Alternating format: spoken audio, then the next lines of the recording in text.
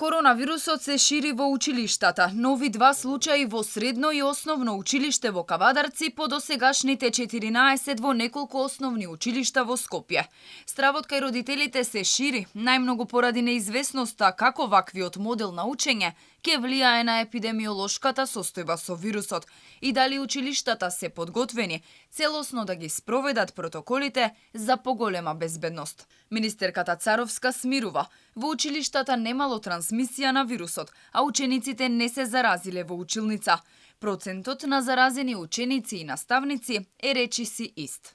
Се уште трансмисија интерна во ниту едно училиште не постои. Државниот санитарен инспекторат и епидемиолошките служби се на терен и си постапуваат.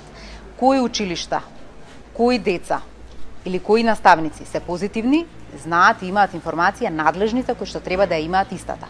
Јавноста е значено да знае дека процентот на позитивни на ниво на територија на држава е 0,01%. Според протоколите кои ги подготви Комисијата за заразни болести, ако еден ученик развие симптоми на коронавирус додека е во училиште, треба да се изолира во посебна просторија додека родителот или старателот не дојде да го земе, доколку се потврди дека ученик е позитивен на COVID-19.